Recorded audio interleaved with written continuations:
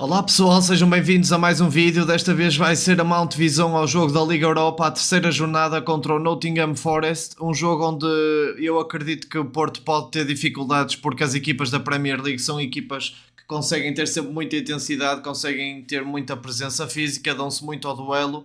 Equipas bastante pragmáticas que jogam, se for preciso, na frente com bastante frequência durante o jogo, ou seja, equipas que procuram ganhar segundas bolas, equipas que gostam de contacto, e o Nottingham Forest não foge muito deste prisma de modelo das equipas inglesas.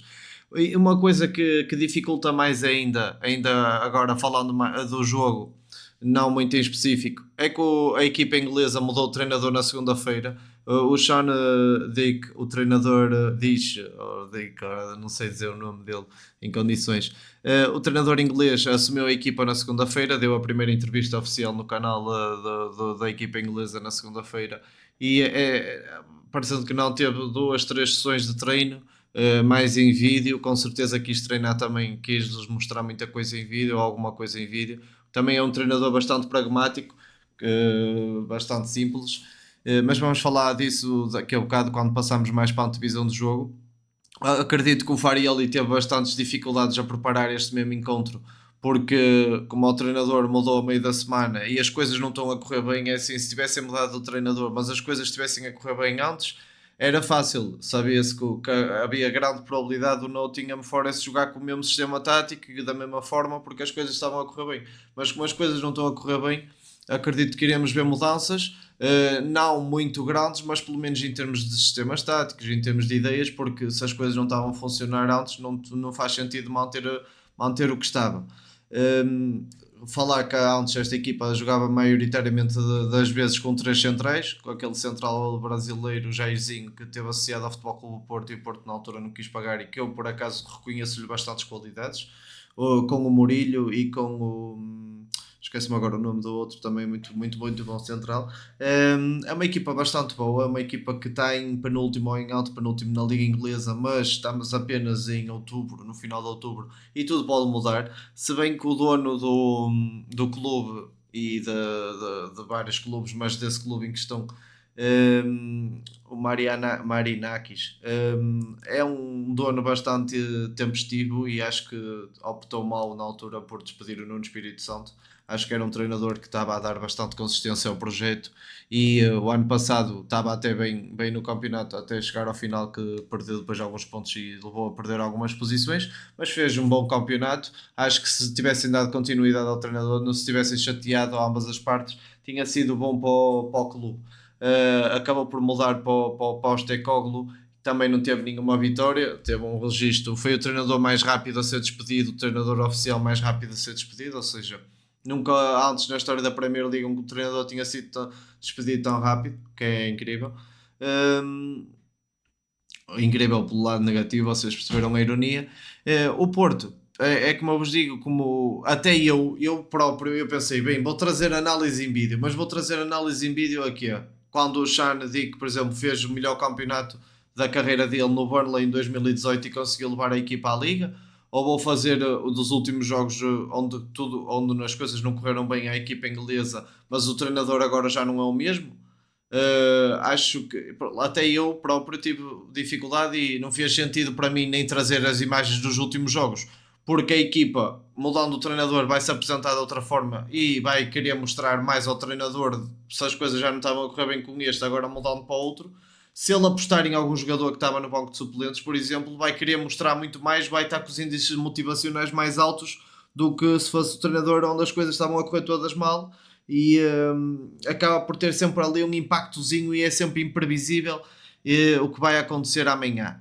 O facto do Porto também nunca ter ganho na Inglaterra não ajuda muito na história, não é? Mas acho que amanhã é um bom dia para o Porto reverter finalmente esse feito, ou seja, termos amanhã finalmente a primeira vitória em solo inglês contra uma equipa inglesa. Já tínhamos tido fora contra o em Sevilha contra o Chelsea, quando foi o pontapé de bicicleta do Taremi, creio eu.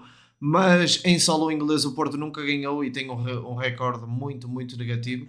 Lá está, por a diferença de intensidade, porque as equipas inglesas são equipas que são muito completas, são normalmente também mais caras, Ou seja, o campeonato inglês é muito superior comparativamente ao português, não desde agora, já desde há muito tempo.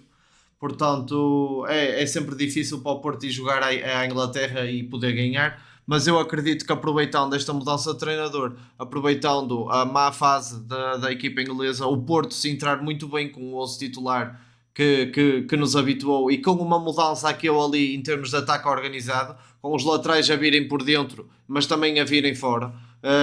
O que podemos falar de diferença, por exemplo, do Newcastle, o que é que o Newcastle fez diferente? Agora é voltando aqui um bocadinho ao jogo do Porto Benfica, foi um jogo que me enervou bastante e vocês viram o rescaldo. Vocês viram que eu não fiquei nada satisfeito com o que o Porto fez. Não gostei nada da ideia do Porto ter comprado o empate, sabendo que o Benfica está a passar uma das piores épocas de sempre, em termos de criatividade ofensiva, principalmente, e em termos de transição ofensiva, também é uma equipa bastante fraca porque só tem um extremo. É uma equipa que eu não gosto de dizer isto, mas é uma equipa manca. Hum, Se repararem, os laterais e os extremos do Newcastle tanto apareciam dentro. O Anthony Gordon às vezes vinha dentro, recebia a bola entre linhas e fazia a equipa ligar até com o ultimado ponta-lança que depois metia a bola no outro lado, no Murphy, no extremo direito. E o que nós víamos era os laterais tanto participavam na construção como também subiam e davam largura ofensiva. E eu acho que o Porto tem que fazer isso, ou seja, tem que tentar jogar por dentro, mas também tem que alternar e jogar por fora, porque jogar sempre dentro acaba por ser previsível. Qualquer treinador consegue ler uma equipa que vai procurar sempre os mesmos espaços. E como vai procurar sempre os mesmos espaços, é fácil de uma pessoa conseguir adaptar taticamente e sistematicamente falando dentro do campo e até dando pressões homem a homem, falando em termos individuais. Ou seja, o que o Newcastle fez foi, primeiro jogou para ganhar, não comprou a ideia do empate. E segundo, foi procurar essas zonas com muito mais frequência, ou seja, foi procurar as costas entre central e lateral com muito mais frequência e foi tentar usar o lateral sem medo de ficar exposto defensivamente, certo? O Porto nunca quis ficar exposto defensivamente. O Newcastle houve uma fase no jogo que se via que estava... A máquina engrenou e o Porto nunca quis que a máquina engrenasse. Eu acho que o Porto tinha toda a capacidade de fazer o que o Newcastle fez, engrenar a máquina, e depois já é difícil de parar o Porto. A bola começando a circular com aquela intensidade, a ganhar os duelos todos, e tudo isso, o Porto fica complicado de parar, assim como foi o Newcastle ontem. E agora já passando para a antevisão, o futebol que nós vimos ontem do Newcastle, o Sean diz, o treinador inglês agora que assinou pelo Nottingham, também pensa da mesma forma, ou seja, é o treinador típico inglês que é muito pragmático, não gosta de jogar a saídas de guarda-redes. Ele próprio, eu fui ver o CV dele, gosta de dizer ao guarda-redes que tanto joga curto como bate na frente para alterar o flow do jogo. Isto quer dizer o quê? Que gosta de alterar de forma rítmica o jogo, ou seja, de jogar curto e jogar longo. Isso acaba por ser bom porque apresenta variabilidade e se a equipa estiver preparada para isso conseguem ganhar metros com eficiência. Um, mas é aquele treinador que não procura muito fazer combinações ou mastigar o jogo ou ter um ataque posicionado demorado.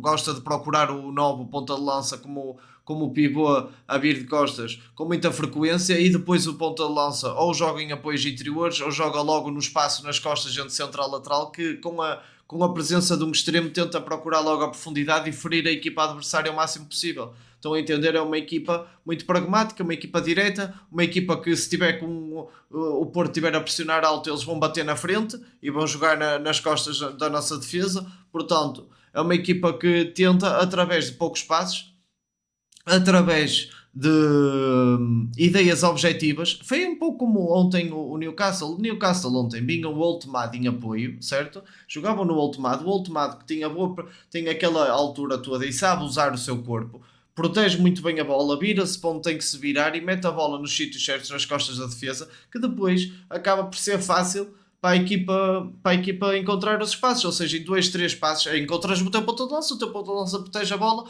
consegue encontrar o extremo, ou consegue encontrar o Bruno Guimarães a jogar de frente e o Bruno Guimarães mete a bola com muita eficiência também nesses espaços. Ou seja, eu vejo muitas semelhanças nas ideias porque os treinadores têm as mesmas bases, são ingleses, aprendem as mesmas coisas, vão às mesmas conferências e veem o jogo de formas parecidas e ainda para mais têm a experiência da mesma liga. Jogam muitas vezes uns contra os outros, acabam por beber muito do modelo de jogo um dos outros, certo? Então o Nottingham andava a jogar num 3-5-2 ou num 3-4-3, variam muito em termos táticos desde o início do campeonato. Vemos o Nottingham que jogou em 3-4-3, jogou em 4-2-3-1, jogou em 3-5-2 e agora eu acredito que o Shanatic, pelo que eu vi também no seu CV e na explicação, na tática que ele falou que gosta mais de usar, se bem que usou variações durante a época, mas a tática principal dele é o 4-4-2.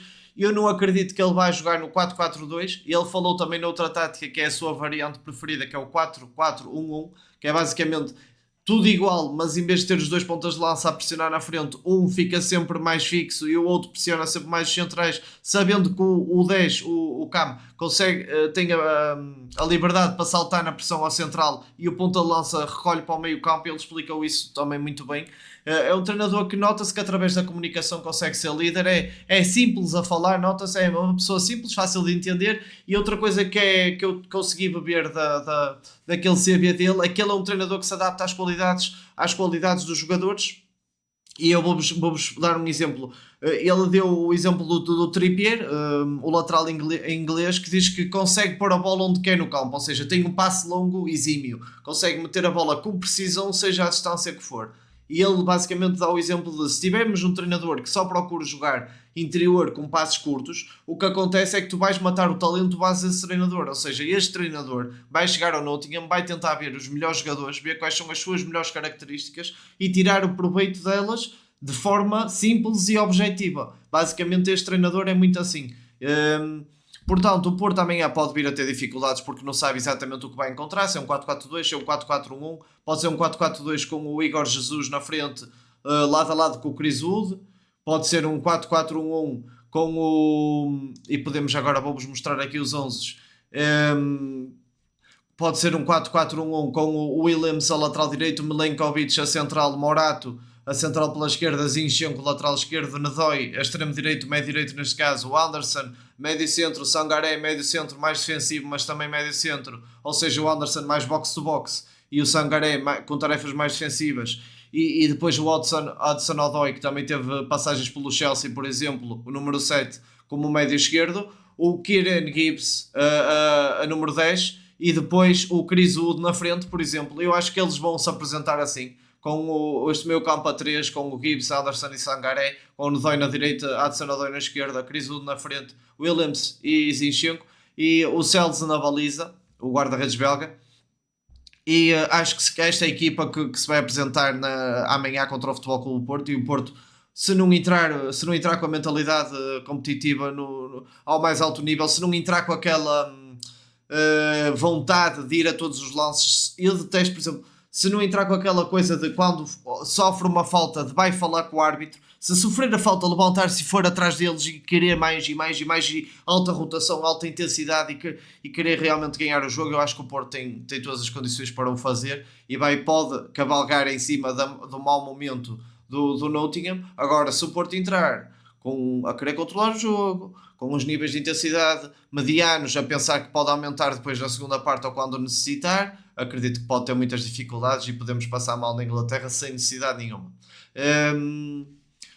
Falando aqui um pouquinho das ideias, agora que já podemos falar do 11 do Porto, mas acho que é o 11 mais óbvio desde o início da época, ou seja, Diogo Costa na baliza, Ben Narek como central pela direita, Kiwior como central pela esquerda, Francisco Moura lateral esquerdo, Alberto Costa lateral direito, sempre mais por dentro do que por fora, se bem que eu quero ver esta alternância mais vezes, o Alan Varela a jogar como meio defensivo, Gabri Veiga e Ifraold no meio campo como interiores e médios de ligação entre meio campo e ataque ou entre defesa e meio campo, depende da fase do jogo. Borja Sainz na esquerda como extremo trabalhador e rematador fora da área e criador de desequilíbrios. Samu ponta-lança de referência cada vez mais completo, seja em apoio, seja em presença na área, seja em movimentos de ruptura, mas ainda inconsistente aqui ou ali. E o PP na direita que também tem feito um bom arranque de época, se bem que eu ando a preferir cada vez mais o William Gomes como titular e se eu fosse ter treinador do Porto, o William Gomes seria a minha escolha. Falando então das ideias, um pouquinho mais das ideias da equipa dê-me só um segundinho, da equipa do Nottingham, só quero seguir aqui um documento para conseguir acompanhar com vocês. Portanto, sim, o esquema base dele, onde ele teve mais sucesso, foi o 4-4-2, mas a variação onde ele também gostou mais e teve também sucesso foi o 4-4-1-1, que eu acho que é o que ele vai utilizar amanhã, até porque é o mais parecido com o que eles já usaram desde o início da época, que já usaram o 4-2-3-1 também. Uma equipa direta e pragmática, como nós já tínhamos falado, ou seja, tentam jogar o máximo rápido possível e priorizam sempre a organização defensiva. São equipas que tentam não conceder nenhum erros, principalmente na construção, ou seja, não são equipas que permitem um passe falhado à entrada da grande área, porque recorrem muito à solicitação à ponta de lança na frente, e isso acaba sempre por ser complicado de capitalizar nos erros dessas equipas, ou seja, essas equipas matam as transições, não sofrem transições por causa da maneira como jogam com a bola. Se tu jogas com a bola de passo curto desde a guarda-redes e perdes a bola nesses passos curtos, é muito fácil levares com uma transição ofensiva, com um contra-ataque. Se tu bateres na frente, vais perder a bola lá à frente e a tua equipa está sempre organizada. Portanto, é assim que ele vê o jogo. Em relação ao guarda-redes também já falámos, os extremos dão a largura. Lá está, é um pouco a imagem que nós vimos do Newcastle, mas claro, o Newcastle é uma equipa muito mais consistente, com muito mais qualidade, com muito mais referências individuais, mas o estilo de jogo, o modelo de jogo, mais ou menos dos mesmos prismas, ok? Treinador que privilegia intensidade, duelos e transições rápidas, e como eu já vos tinha dito antes, teve o seu maior sucesso no Burnley, levando o clube à Europa em 2018. O jogador-chave da equipa eu escolhi, foi o Chris Wood, o Anderson e o Gibbs White, mas poderia ter metido outros, como o Hudson Odoi, pode ser muito desequilibrador, e o próprio Ndai na direita, na DA. Tem uma equipa bastante interessante, a meu ver, adicionaram bastante qualidade neste mercado de transferências, foi pena mesmo o Nuno Espírito Santo ter sido despedido. Para mim, como portista, foi ótimo, porque acredito que o Nottingham esteja bem mais fraco agora do que quando estava com o Nuno Espírito Santo, principalmente com um ano já de trabalho. Agora sim, acho que é uma equipa que o Porto até tem capacidade para ganhar, depende sempre da vontade e da maneira como entrar dentro do campo.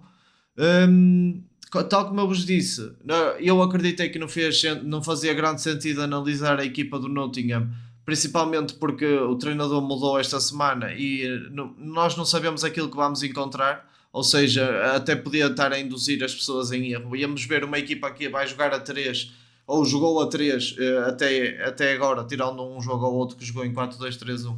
E isso, depois vocês iam pensar que iam ver uma equipa que vai jogar a 3 e provavelmente até pode jogar a 4 já amanhã com o treinador novo. Portanto, não fez muito sentido analisar em vídeos para que compreendam. E vamos ter sempre o rescaldo, que é a análise em jogo aos erros, ao tudo que o Porto fez de bom, ao que o Nottingham fez de bom e o que é que fizeram também de menos bom, para poderem corrigir os aspectos a melhorar de ambas as equipas. E basicamente é isso. Espero que tenham gostado. Mais uma antevisão aqui no canal. Grande abraço, partilhem o canal e fui, até o próximo vídeo, pessoal. Até a próxima.